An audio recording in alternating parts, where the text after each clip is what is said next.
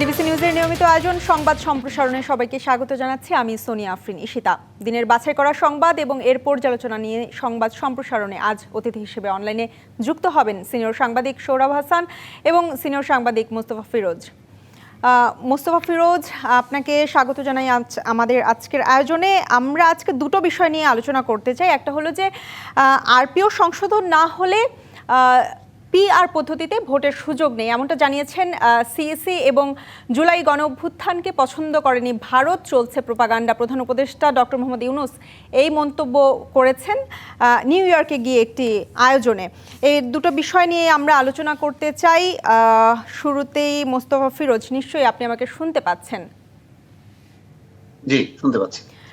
আপনার কাছে জানতে চাই যে শুরুতে আপনার কাছে জানতে চাই যে আজ প্রধান নির্বাচন কমিশনার বলেছেন যে সংবিধান ও আরপিও সংশোধন ছাড়া আগামী জাতীয় নির্বাচন পিআর পদ্ধতিতে করা সম্ভব নয়। ইসি আরও বলেছেন যে আরপিওতে পিআর পদ্ধতি না থাকা এটি নিয়ে তারা ভাবছেন না। পিআর পদ্ধতি আদায়ে জামাতের যে আন্দোলন চলছিল সে দাবি কি শুধু আসলে সে আন্দোলন কি শুধু দাবি আদায়ের জন্যই, নাকি রাজনৈতিকভাবে আসলে বিএনপিকে চাপে রাখার একটা কৌশল? আপনি কি মনে করছেন?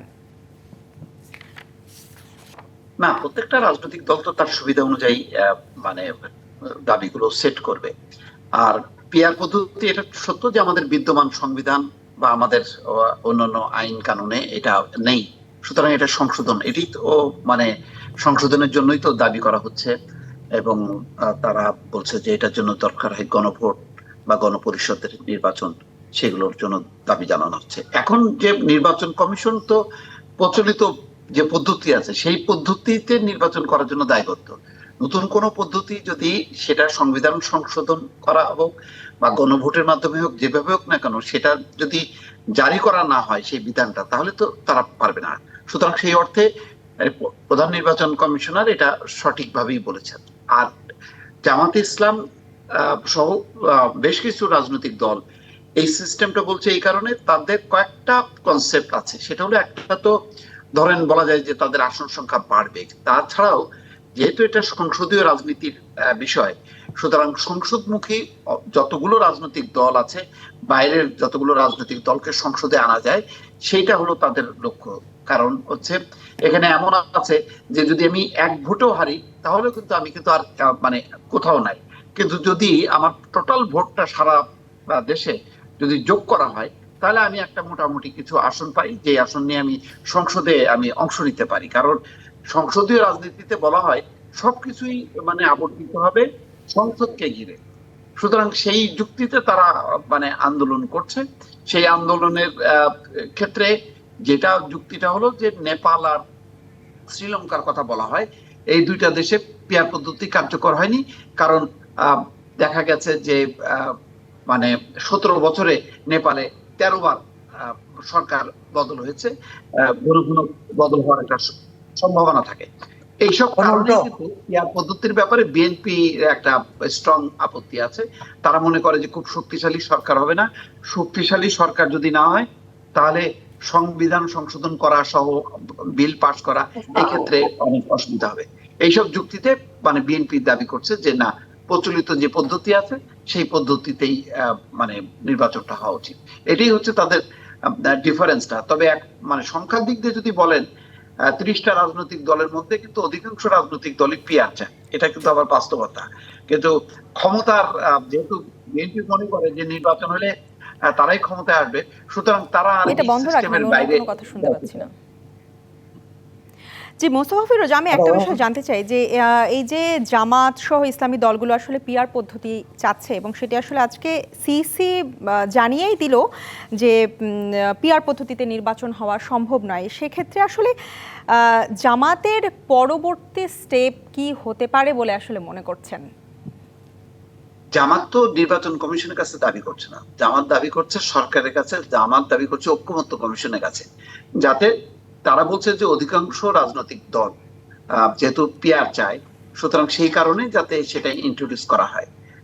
সেটা কিন্তু তারা কখনো বলেনি যে নির্বাচন কমিশনকেই এই দাবি বাস্তবায়ন করতে পারে, কারণ জানে যে আইনের সেই সীমাবদ্ধতা আছে, নির্বাচন রয়েছে। কমিশন চাইলেই পারে। মুস্তফা ফিরোজ আমাদের জি। সাথে যুক্ত হয়েছেন সৌরভ হাসান। সৌরভ হাসান, আপনার কাছে জানতে চাই যে আজ সার্জিস আলম বলেছেন যে একটি দলের চাপে এনসিপিকে শাপলা প্রতীক দিতে পারছে না নির্বাচন কমিশন। সেক্ষেত্রে আপনার কাছে জানতে চাই যে এই যে সার্জিস আলমের এই বক্তব্য অনুযায়ী কি মনে হচ্ছে যে নির্বাচন কমিশন একটি দলের কাছে আজ্ঞাবহ? আসলে আমাদের রাজনৈতিক নেতারা প্রতিদিনই ঘন্টায়, প্রতি প্রহরে প্রহরে তারা এত সব কথা বলেন, সবটাই যদি এভাবে বিশ্লেষণ করি বা ব্যাখ্যা করি তাহলে কুল কিনারা পাওয়া যাবে। অর্থাৎ তারা আজকে এক কথা বলেন, কালকে কিন্তু অন্য কথা বলেন। সার্জিস আলম এই কথাও বলছিলেন যে শাপলা প্রতীক না দিলে নির্বাচন কিভাবে হয় সেটা দেখে নেব। এটা তো পুরোপুরি নির্বাচন কমিশনকে চ্যালেঞ্জ করা। একটি সাংবিধানিক প্রতিষ্ঠানকে যদি চ্যালেঞ্জ করা হয়, এবং আজকে বলেছেন যে একটি দলের হয়ে বা একটি দলের পক্ষপাত করেছে বলে। জামাত ইসলামীর যে পিআর এর দাবি, সেখানেও একই প্রশ্ন। কিন্তু জামাত ইসলামী কথা বলেনি যে পিআর না মানলে আমরা নির্বাচনে অংশ নেব না, সেটা বলেনি। এবং এনসিপির মনোভাব আপনি মাঠের বক্তৃতা আর ভেতরের যদি আলোচনা করেন তা, এবং বা তাদের টিভিতে তারা যে অংশ নেন যখন যুক্তি তর্কের বিষয় আসে, তখন কিন্তু অতটা কঠোর ভাষা ব্যবহার করেন না। তখন বলেন এটা আমাদের রাজনৈতিক এজেন্ডা, রাজনৈতিক দাবি, আমরা তো সেই দাবি নিয়ে মাঠে যাবই, এবং সেটা তার মধ্যে আপত্তির কিছু নেই। প্রশ্ন হচ্ছে আমরা নির্বাচনটা কিভাবে করতে পারব কিনা। এখন এই মুখোমুখি অবস্থায় তো নির্বাচন নিয়ে জনমনের সংশয় আছে, সন্দেহ আছে। প্রধান উপদেষ্টা নিউ ইয়র্কে আবারও বলেছেন ফেব্রুয়ারিতে নির্বাচন হবে, কিন্তু নির্বাচনটা কেমন? এক হচ্ছে আওয়ামী লীগের কার্যক্রম বন্ধ, দ্বিতীয় হচ্ছে জাতীয় পার্টি নির্বাচনে আসতে পারবে কি পারবে না এখনো নিশ্চিত নয়। তৃতীয় হচ্ছে যে এই যে রাজনৈতিক জুলাই অভ্যুত্থানে অংশগ্রহণকারী দলগুলো যে রকম পরস্পর বিরোধী অবস্থানে, তাতে তাদের যদি কোনো পক্ষ বলে যে আমরা নির্বাচন করব না বা নির্বাচন বর্জন করলাম, তখন অবস্থাটা কি হবে? তখন একটি নির্বাচন হবে এবং সেটি একতরফা নির্বাচনই হবে, অথবা সংবিধান রক্ষার নির্বাচন। এখন তো সংবিধান রক্ষার প্রশ্ন নেই, কারণ নির্বাচন সংবিধান মেনে তো আর জুলাই অভ্যুত্থান হয়নি। জুলাই অভ্যুত্থান হয়েছে জনগণের অভিপ্রায়, এবং সেটি একটি স্বৈরাচারী সরকারকে প্রত্যাখ্যান করেছে বা তাদেরকে বিতাড়িত করেছে। এ পর্যন্ত তারা এক আছে, কিন্তু আগামী দিনে রাষ্ট্র কিভাবে পরিচালিত হবে, নির্বাচন কিভাবে অনুষ্ঠিত হবে, সে ব্যাপারে তারা একমত হতে পারছে। এর মূলে কিন্তু ভোটের হিসেব নিকেশ। পিআর পদ্ধতির দাবিটি জোরদার হয়েছে, সেটাও ভোটের হিসাব নিকেশ, যে পিআর পদ্ধতি হলে অনেকগুলো দল এখানে যুক্ত হবে এবং একচেটিয়া কারো পক্ষে জয়ী হওয়ার সম্ভব হবে না। আরেকটি কথা, যে আমাদের দীর্ঘদিন ধরে অন্তত 90 পরবর্তী সময় আমরা দেখে আসছি যে বিএনপি এবং আওয়ামী লীগই হচ্ছে প্রধান প্রতিদ্বন্দ্বী। এখানে আওয়ামী লীগ মাঠে না থাকলে তাহলে বিএনপির প্রতিদ্বন্দ্বী কে? এই প্রশ্নটা কিন্তু জোরে সোরে এসেছে। সেক্ষেত্রে জামাত ইসলামী ভাবতেই পারে যে তারা অন্যদের এই পিআর পদ্ধতি বা অন্য দাবিতে তারা এক করতে পারে, তাহলে বিএনপির সঙ্গে একটা হাড্ডাহাড্ডি লড়াই হতে পারে বা শক্ত প্রতিদ্বন্দ্বিতা হতে পারে। সুতরাং নির্বাচন না করার ঝুঁকি কেউ নেবে বলে আমার মনে হয় না, বা নির্বাচন থেকে বেরিয়ে আসবে, সেটি শাপলা প্রতীক হোক অথবা পিআর পদ্ধতি হোক। আবার বিএনপিকেও বুঝতে হবে যে তারা যদি কোনো দল বা একাধিক দল মনে করে যে তাদেরকে জোর করে চাপিয়ে দেওয়া হচ্ছে, সেটি যে কোনো দলের ক্ষেত্রে প্রযোজ্য, এবং তার ফল কিন্তু ভালো হবে না। হলে এই যে মাসের পর মাস আলোচনা হলো জাতীয় ঐক্যমত্য কমিশনের, সেটা তো নিরর্থক হয়ে যাবে। একটা সমঝোতায় বা একটা মতকে আসতেই হবে। সেক্ষেত্রে আসলে নির্বাচন যত ঘনিয়ে আসবে সেই যে সমঝোতাটা হবে কিনা এটাই আসলে দেখার বিষয়। আমাদের সময় হয়েছে একটি বিরতি নেবার, বিরতির পরে ফিরে এসে আমরা আরো আলোচনা করব। সংবাদ সম্প্রসারণে একটা বিরতির সময় হয়েছে, সঙ্গেই থাকুন। বিরতির পর আবারও স্বাগত সংবাদ সম্প্রসারণে। আমাদের সাথে আজ অতিথি হিসেবে দুজন অতিথি আছেন, সিনিয়র সাংবাদিক সোহরাব হাসান এবং সিনিয়র সাংবাদিক মুস্তফা ফিরোজ। আপনাদের দুজনকে আবারও স্বাগত জানাচ্ছি আমাদের আয়োজনে। সোহরাব হাসান, আপনার কাছে আসতে চাই। নিউ ইয়র্কে আজ ডক্টর মোহাম্মদ ইউনূস এক আয়োজনে বলেছেন বাংলাদেশের জুলাই গণঅভ্যুত্থানকে পছন্দ করেনি ভারত, তারা অনবরত প্রোপাগান্ডা ছড়িয়ে যাচ্ছে, এবং তিনি একই সাথে অভিযোগ করেছেন যে তাকেও তালেবান বানানোর চেষ্টা করা হচ্ছে। আমরা তো জানি যে 5ই আগস্টের পর আসলে ভারতের সাথে বাংলাদেশের সম্পর্কে এক ধরনের ভাটা পড়েছে। এই বক্তব্যের পর ভারতের সাথে আসলে বাংলাদেশের সম্পর্কটা কোন দিকে এগোবে? ধন্যবাদ। কিন্তু 5 আগস্টের পর কোন দেশের সাথে বাংলাদেশের সম্পর্ক খুব সৌহার্দ্যপূর্ণ হয়েছে? আমি তো কোনো দেশের সঙ্গেই সেটা দেখিনি।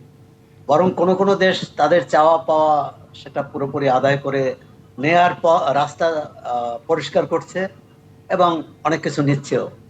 ভারতের সাথে টানাপোড়েনের তো একটা কারণ আছেই। ভারত তাদের পছন্দসই বা তারা এখানে যে ধরনের সরকার চেয়েছেন সেই সরকারকে গণঅভ্যুত্থানের মধ্যে দিয়ে সেই সরকার বিতাড়িত হয়েছে। সুতরাং তাদের তো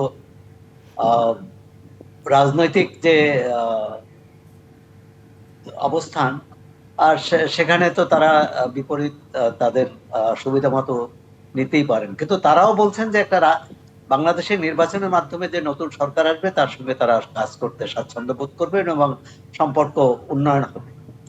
এবং ভারতের যে থিঙ্ক ট্যাঙ্ক, যে বুদ্ধিজীবী কূটনৈতিক, তারাও কিন্তু এই কথাগুলো বলছেন, রাজনৈতিক বিশ্লেষক।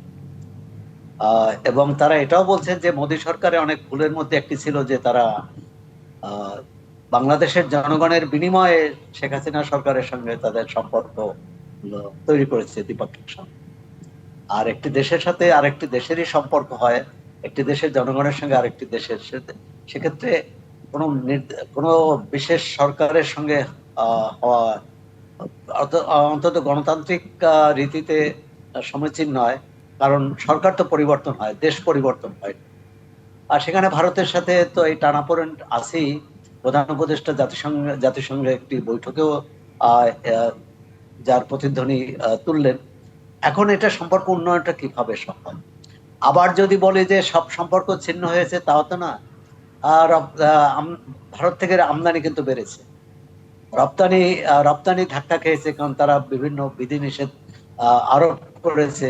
ভিসার উপর বিধিনিষেধের কারণে বাংলাদেশ থেকে পর্যটকরা যেতে পারেন না, অন্যান্য পেশার মানুষরা যেতে পারেন না, এমনকি চিকিৎসার জন্য যারা যান তাদেরও অনেক বেগ পেতে হয়, অনেক কাঠখড় পোহাতে হয়, এবং কোনো ক্ষেত্রে শোনা যাচ্ছে যে এটা মোটা অঙ্কের টাকা বিনিময়ে ভিসা নিতে হয়। সুতরাং এগুলো তো দ্বিপক্ষীয় সম্পর্কের ক্ষেত্রে খুব ভালো দৃষ্টান্ত নয়। আমরা চাই দুই প্রতিবেশী দেশের মধ্যে সুসম্পর্ক গড়ে উঠুক, এবং সেটি জনগণের সাথে জনগণের সম্পর্ক। কারণ আমরাও প্রতিবেশী হিসাবে ভারতও বাংলাদেশকে অগ্রাহ্য করতে পারবে না, বাংলাদেশও ভারতকে অস্বীকার করতে পারবে। এবং এর একটি ঐতিহাসিক, যেহেতু একাত্তরের মধ্যে দিয়ে এই দুই দেশের সম্পর্ক গড়ে ওঠে, এবং সেখানে আমার মনে হয় যে দুই দেশের সরকারকেই এই উপলব্ধিটা নেওয়া উচিত যে জনগণ হচ্ছে সবার উপরে। আর সুতরাং ভারতেরও এমন কিছু করা উচিত না যাতে বাংলাদেশ ক্ষতিগ্রস্ত হয় বা বাংলাদেশে মানুষ ক্ষুব্ধ হয়। এর মধ্যে তো আমরা দেখলাম যে এই সম্পর্কের টানাপোড়েনের মধ্যে ইলিশের চালান তো ঠিকই গেল, এবং যখন বাংলাদেশে ইলিশের আকড়া, মানে ইলিশের অনেক বেশি দামে কিনতে হয়, ভারতে তো ইলিশ রপ্তানি হলো। সুতরাং এই সদিচ্ছা বাংলাদেশ দেখিয়েছে। ভারতের উচিত রপ্তানির ক্ষেত্রে হোক, ভিসার ক্ষেত্রে হোক, এমনকি বিনিয়োগের ক্ষেত্রে হোক, এই ঔদার্য আমরা তাদের কাছ থেকে আশা করি। কিন্তু আজ ডক্টর মোহাম্মদ ইউনূস যেই মন্তব্য করেছেন সেটির পরে আসলে সম্পর্কটা কোন পথে আগাবে সেটা মোস্তফা ফিরোজ আপনার কাছে জানতে চাই। যে গত বছর কিন্তু ঠিক এই সময়টাতেই একজন উপদেষ্টা বলেছিলেন যে ভারতের সাথে দেশের মানুষ কথা বলবে চোখে চোখ রেখে। এরপর অন্তর্বর্তী সরকার আদানি চুক্তি থেকে বেরিয়ে আসার একটা পথ খুঁজলেও বর্তমানে আসলে কিন্তু ভারত থেকে বাংলাদেশের রপ্তানির শীর্ষে বিদ্যুৎ আছে। এরপরে যে যেটা বলছিলাম যে আজকের এই মন্তব্য, সেটি কেমন প্রভাব ফেলবে বলে মনে করছেন?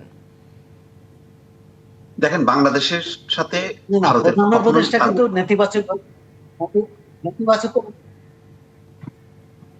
এটা কি ফিরোজ ভাইকে বলতে বলছেন? জি জি জি, আমি জনাব মোস্তফা ফিরোজ আপনার কাছে জানতে চেয়েছি। কাকে বলতে বলছেন? জি, আমাকে। জি, আমি জনাব মোস্তফা ফিরোজ আপনার কাছে জানতে চেয়েছি। জি, বিষয়টা হচ্ছে আসলে বাংলাদেশের সাথে ভারতের সম্পর্ক আর কখনো এগোবে না। একমাত্র এগোতে হলে আওয়ামী লীগকে আবার নিয়ে আসতে হবে। ভারত হচ্ছে অত্যন্ত আত্মকেন্দ্রিক এবং একটা নিষ্ঠুর প্রকৃতির একটা রাষ্ট্র। এটা ইসরায়েলের সাথে তুলনা করা যায়। ইসরায়েল মানে যেমন গাজায় মুসলমানদেরকে হত্যা করে, কোনো বিকার নেই, তেমনি বাংলাদেশে 15 বছর বাংলাদেশে গণতন্ত্র ধ্বংস হয়েছে, মানবতা ধ্বংস হয়েছে, প্রচুর গুম খুন হয়েছে, কিন্তু ভারত একটা শব্দ উচ্চারণ করেনি যে বাংলাদেশে সুষ্ঠু অবাধ নিরপেক্ষ নির্বাচন হোক। সুতরাং ভারত এখনো মনে করে, অতীতেও মনে করেছে যে তার এই দেশে একমাত্র সোল এজেন্ট হচ্ছে আওয়ামী লীগ। তো যতক্ষণ না আওয়ামী লীগ না আসবে ততক্ষণ পর্যন্ত তার স্বস্তি থাকবে না, তার শান্তি থাকবে না। আর ব্যবসা বাণিজ্য এটা হচ্ছে দুই দেশের প্রয়োজনে হবে, কিন্তু রাজনৈতিক সম্পর্ক কখনো ওই মানে কি বলে, ওই যে স্বামী স্ত্রীর যে সম্পর্কটা, যেটা মোমেন সাহেব চান, ওইটা হবে না। এবং এটা হয়তো একটা কৌশলগত সম্পর্ক থাকবে, কিন্তু আন্তরিক সম্পর্ক আর কখনো গড়ে উঠবে না। কারণ ভারত ইতিমধ্যে সিদ্ধান্ত নিয়ে ফেলেছে যে তারা আওয়ামী লীগ ছাড়া তারা মানে অন্য সমস্ত শক্তিকে মৌলবাদী মনে করে, ইসলামী শক্তি মনে করে। সুতরাং আজকে ডক্টর মোহাম্মদ ইউনূস যে কথাটা বলেছে সঠিকভাবে বলেছে। কারণ একটা বছরের উপরে তো গেল, কই ভারতের কোন পররাষ্ট্রমন্ত্রী আসলো না, সম্পর্ক উন্নয়নের যে চেষ্টা সেই চেষ্টাটা হলো না, বরং পুশিন হচ্ছে, সীমান্তে হত্যা হচ্ছে, কোন রকম বাংলাদেশকে ছাড় দিচ্ছে এইরকম মনোবৃত্তি নেই। ল্যান্ড বর্ডার দিয়ে যেই বাণিজ্য হতো, আমদানি রপ্তানি বাণিজ্য, বিশেষ করে বাংলাদেশি পণ্যগুলো তৃতীয় দেশে যাইতো, সেটাও পর্যন্ত আটকাইছে উদ্দেশ্যমূলক ভাবে, যাতে বাংলাদেশের রপ্তানি ক্ষতিগ্রস্ত। সুতরাং এটা প্রমাণিত যে ভারত আওয়ামী লীগ ছাড়া অন্য কোন শক্তিকে তার বন্ধু অতীতেও মনে করেনি, সামনেও মনে করবে না, এটা পরিষ্কার। মোস্তফা ফিরোজ, আপনার কাছে আরেকটা বিষয় জানতে চাইবো যে সেক্ষেত্রে যদি ফেব্রুয়ারিতে যে নির্বাচন হওয়ার কথা চলছে এবং যদি ফেব্রুয়ারিতে নির্বাচন হয়, নির্বাচিত সরকার যিনি আসবেন বা নির্বাচিত সরকার আসার পরে ভারতের সাথে বাংলাদেশের সম্পর্কটা ঠিক আগের মতো হবে কিনা? আমি বললাম তো আগের মতো হবে না। মানে আমরা তো চোখের সামনে দেখি কারা আসতে পারে, হয় বিএনপি আসবে, না হয় জামাত আসবে, তাই তো? তো বিএনপি জামাতকে তো তারা বন্ধু মনে করে না, একেবারে আমূল পরিবর্তন হয়ে গেছে। গত এই যে মোদীর শাসনের কারণে ভারত তার মানে জানি না, অন্য কোনো ভারতে যদি পট পরিবর্তন হয় তাহলে হয়তো হইতে পারে, কিন্তু মোদী নরেন্দ্র মোদী যতক্ষণ ক্ষমতায় থাকবে এই শাসক গোষ্ঠী কোনোদিনও বাংলাদেশের সাথে স্মুথ যে সম্পর্ক, অর্থাৎ আওয়ামী লীগের সময় যেই ধরনের একটা সম্পর্ক, সেই সম্পর্ক হবে না। আর আওয়ামী লীগের সাথে যেই সম্পর্ক সরকারের সময়, ওই সম্পর্কটা কখনো হবে না, এই কারণে যে এইরকম নাকে খত কখনো বাংলাদেশ আর দেবে না। সুতরাং সম্পর্কটা আগের মতো হবে না। ভারত যেভাবে চাইবে সেইভাবে সবকিছু হবে, এই বাংলাদেশে আর সেটা সম্ভব না। আমরা আলোচনা করতে করতে একেবারে শেষের দিকে চলে এসেছি। আমি এই বিষয়টা নিয়ে আসলে জনাব সোহরাব হাসান আপনার কাছে জানতে চাই যে মোস্তফা ফিরোজ যেমনটা বলছেন যে আওয়ামী লীগ ছাড়া ভারতের সাথে বাংলাদেশের সম্পর্কটা আগের মতো হবে না, সেক্ষেত্রে আপনি কি মনে করছেন যে বাংলাদেশ সরকারের পক্ষ থেকে ভারতের সাথে সম্পর্কটা আগের মতো করে নেওয়ার জন্য আসলে কি ধরনের পদক্ষেপ নেওয়া উচিত? না, একটা প্রশ্ন হচ্ছে যে এখানে আগের মতো করে কেন হবে? আগের মতো সম্পর্কটা যদি আমরা স্বাভাবিক মনে না করি, তাহলে আগের মতো নয়, বরং সম মর্যাদার ভিত্তিতে, সম কি বলে সার্বভৌমত্বের ভিত্তিতে, সম স্বার্থের ভিত্তিতে কিন্তু সম্পর্কটা নতুন করে হবে। তা আমি এখানে মোস্তফা ফিরোজের সাথে একটু দ্বিমত করি। যদি এখানে নির্বাচনের মাধ্যমে বিএনপির নেতৃত্বে সরকার গঠিত হয়, তাহলে এই যে এখন যে অস্বস্তি সম্পর্ক আছে বা ভারতের উদ্বেগ যে সব ক্ষেত্রে আছে, সেটা অনেকটা কেটে যাবে এবং সম্পর্কটা আওয়ামী লীগ আমলের মতো না হলেও সম্পর্কটা অনেকটা স্বাভাবিক হবে, যেটি ভারতের কূটনীতিক এবং রাজনৈতিক বিশ্লেষকরা বলেছেন। এবং তারা তো অনেকে সমালোচনাও করেছেন মোদির এই পররাষ্ট্র নীতির বা বাংলাদেশ নীতির। সেক্ষেত্রে কিছুটা পরিবর্তন হবে, কিন্তু আমরা আগের মতো সম্পর্ক কেন চাই? আগের মতো সম্পর্ক যদি মনে করি যে ভারত যা বলেছে সেটাই আওয়ামী লীগ সরকার মেনে নিয়েছে, সেই সম্পর্ক তো আমরা চাই না। আমরা চাই সম অধিকারের ভিত্তিতে, সম মর্যাদার ভিত্তিতে। সেই সম্পর্কে আমরা আশা করি যে ভারতের এই বাস্তবতা মেনে নিতে হবে, এবং দ্বিপক্ষীয় সম্পর্ক তো শুধু বাংলাদেশের স্বার্থে নয়, ভারতেরও স্বার্থে। আপনি দেখেন যে কলকাতা নিউ মার্কেট এখন প্রায় বিরাট, আর সেখানে ক্রেতা নেই এবং ব্যবসা বাণিজ্য নেই। আর সুতরাং ভারত তার নিজের স্বার্থ, এবং যেখানে বলা হতো যে বাংলাদেশ ছিল ভারতের সবচেয়ে বেশি পর্যটক যেত বাংলাদেশ থেকে, আর সেটি তো বাংলাদেশের সেক্ষেত্রে চেয়ে আসলে ভারতের স্বার্থ, ভারতের অর্থনৈতিক বিষয়টা খেয়াল রেখে আসলে ভারতের উচিত বাংলাদেশের সাথে একটা ভালো সম্পর্ক বজায় রাখা। সোহরাব হাসান, আমরা আলোচনা করতে করতে একেবারেই শেষের দিকে চলে এসেছি। সোহরাব হাসান এবং মোস্তফা ফিরোজ, আপনাদের দুজনকে অসংখ্য ধন্যবাদ আমাদের সাথে আজ আলোচনায় যুক্ত থাকার জন্য। এই ছিল সংবাদ সম্প্রসারণে, ডিবিসির সঙ্গে থাকুন।